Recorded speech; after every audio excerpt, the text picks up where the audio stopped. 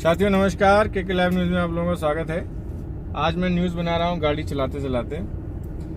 News कुछ खास है, इसलिए मैं आपके समक्ष पेश हुआ हूँ। 2 दिन पहले योगी सरकार ने फरमान जारी किया है कि सरकारी नौकरी के लिए किसी भी व्यक्ति को जो अप्लाई करेगा, जिसका सिलेक्शन होगा, उसको 5 साल संविदा में जॉब करनी पड़ेगी। उसके बाद 5 साल के बाद उसका चरित्र और उसके अंक काउंट होंगे, उसकी नंबरिंग होगी।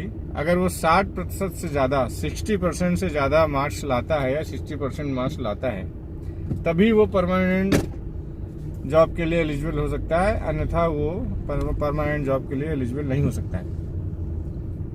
तो क्या आप लोगों को क्या लगता है, क्या ये डिसीजन सही है? मुझे जहां तक लगता है 99.9% जनता इसके खिलाफ होगी। तो मैं ये कहना चाहता हूं माननीय मुख्यमंत्री योगी आदित्यनाथ जी से कि आप ये डिसीजन लाते कहां से हैं? आपके पास जो बैठे बड़े बड़े नौकरशाह IAS PCS हैं, ये कहां से इतना दिमाग लाते हैं जिससे जनता, आपको क्या लगता है इस कार्य से जनता खुश हो जाएगी? आपके इस कृत्यों से जनता खुश हो जाएगी? जनता खुश नहीं होगी, बेरोजगार खुश नहीं होंगे। बेरोजगार आज भी डिग्री लेके, उसके डिग्री के ऊपर पकौड़े रख के, चाय रख के बेच रहे हैं बाजारों में। आपके शायद आपको इस चीज का संज्ञान नहीं है, तो इस चीज को संज्ञान में लीजिए। हालांकि लोग आंदोलन करते हैं, बट आप भी जानते हैं, सभी लोग जानते हैं कि आंदोलन कौन करता है। आंदोलन छात्र नहीं करते हैं, आंदोलन बेरोजगार नहीं करते हैं, आंदोलन करती हैं पार्टियां। आंदोलन करते हैं उन पार्टियों के जो फ्यूचर के नेता, हो सकता है उनके पास डिग्रीज भी ना हो, वो लोग लाठी खाते हैं, फोटो में आते हैं, पेपर में आते हैं, उसके बाद कहते हैं कि हाँ मैं छात्र हूँ, मैं बेरोजगार हूँ, मुझे नौकरी मिलनी चाहिए। हालांकि एक तरीके से ठीक भी है। ठीक इसलिए है, ठीक मैं इसलिए कहूंगा क्योंकि वो नेतागण जो बेरोजगारों की आवाज बन रहे हैं, जो गरीबों की आवाज बन रहे हैं, वो अगर आवाज बन के निकल के आ रहे हैं तो उसका सपोर्ट करना चाहिए, उनके ऊपर लाठी नहीं बजानी चाहिए। एक तो ये आपकी सरकार गलत कार्य कर रही है, इसका रिजल्ट तो आपको शायद 1 साल बाद जब चुनाव आएंगे उसको मिलेगा। वैसे भी इतिहास गवाह है कि उत्तर प्रदेश में कोई भी सरकार दोबारा रिपीट नहीं हुई है।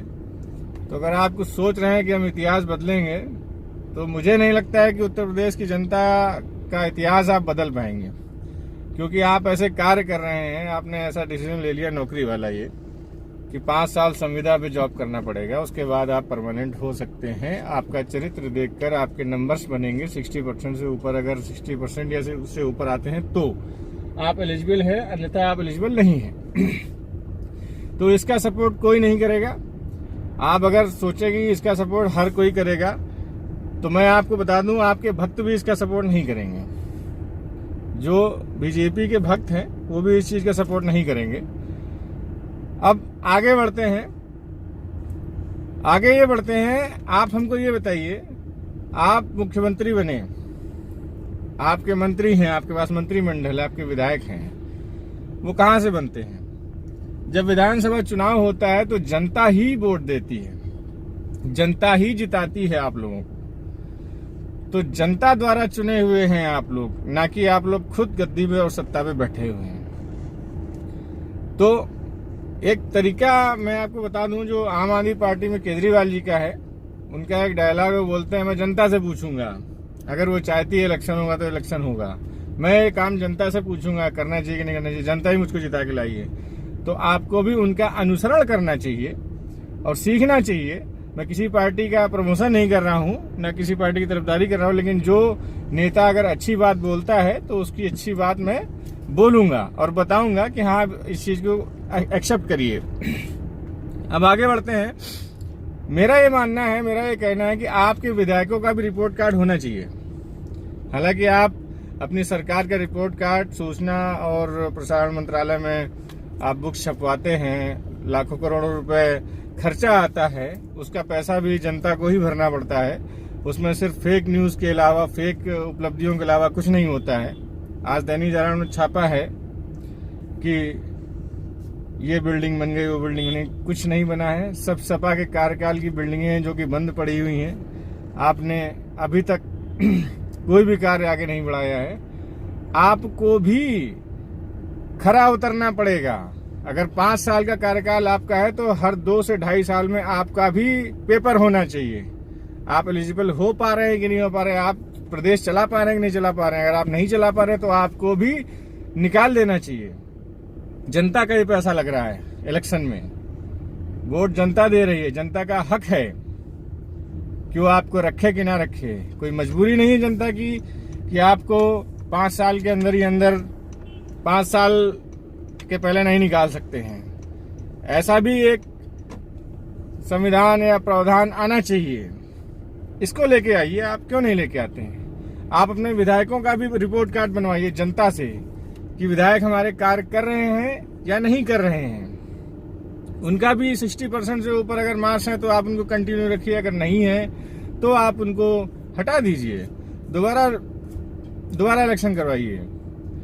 तो मेरा ये कहना है साथियों, आप देखिए, सोचिए, समझिए कि आपने कैसी सरकार को चुना है और आपका भविष्य क्या है, आपके बच्चों का भविष्य क्या है, आपके भाई बहन का भविष्य क्या है और जनता का क्या भविष्य है, जनता कितनी खुश है और क्या हो रहा है। इस पे थोड़ा ध्यान दीजिए। चुनाव आने वाले हैं। ये योगी जी के जो कार्य और जो डिसीजन चल रहे हैं, ये मुझे नहीं लगता है कि योगी जी के हितैषी ऐसा डिसीजन उनको बता रहे होंगे। जो भी नौकरशाह इनको दिमाग देते होंगे, जो भी नौकरशाह बोलते होंगे सर ऐसा कर दीजिए, वैसा कर दीजिए, तो मुझे नहीं लगता है कि ये बहुत ही फलने फूलने वाला डिसीजन है। ये बीजेपी के लिए कहीं ना कहीं कील ठोकने वाला हाल होने वाला है। तो हो सके तो आप इस पे विचार करें और सोचें और समझें। इसके आगे मैं कुछ नहीं बोलूँगा। नेक्स्ट एपिसोड में मिलूंगा आपसे। बहुत बहुत धन्यवाद।